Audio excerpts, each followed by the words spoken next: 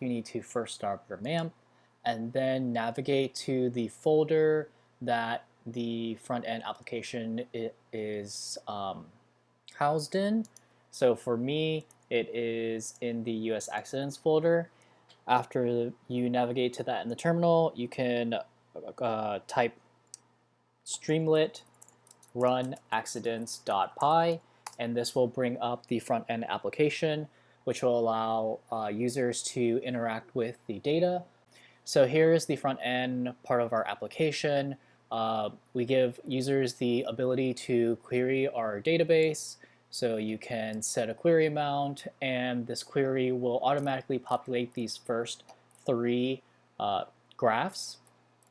So you can see that the severity of scores has increased, as well as the number of accidents per day and night, and a really good visualization or time series visualization of the data.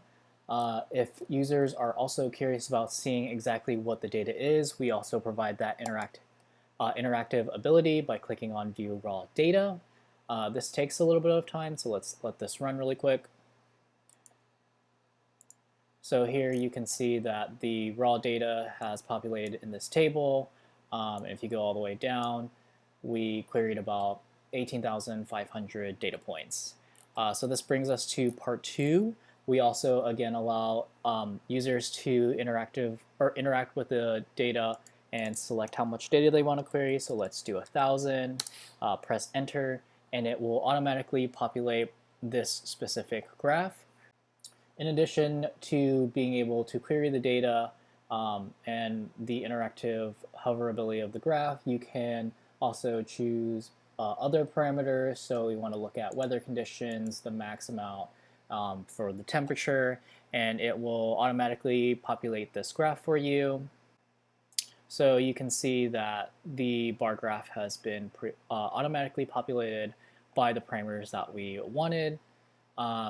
And this also brings us down to the last interactive part of our application, which is using the data to create a map. You can hover over each data point, and it will plot the point and give you some extra information, such as where it was, temperature, humidity. And then if you want to change the color of the points, you can change it by clicking on this button here. And now all these data points have changed to time of day. It's a little hard to read.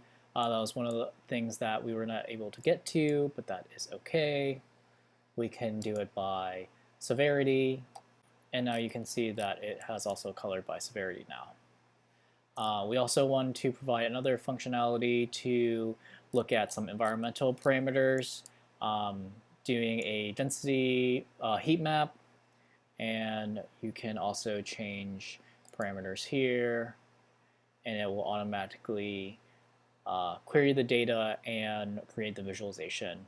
And this leads me to Nino for the second part of our front-end application. So after Link introduced our amazing analytical dashboard, I would like to introduce our second part of our front-end project, which is the interaction to the database.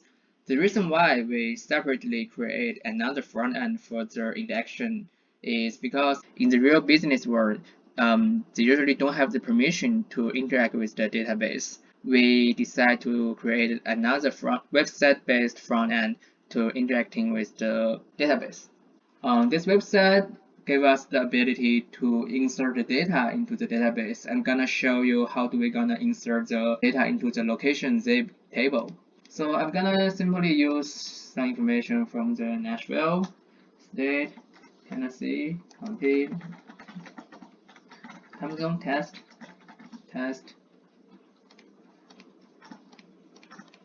After I click submit, the data gonna be inserted into the database. Well, we can see the result from the audit table here. Okay, so the new data is inserted into the database. And we can also delete the data from the database by using this website, delete zip. So we want to delete the data, we just insert which time zone equals to test2, submit. Let me check. Yes, the data is deleted successfully. And this is our interaction part of the front end. Thank you for watching.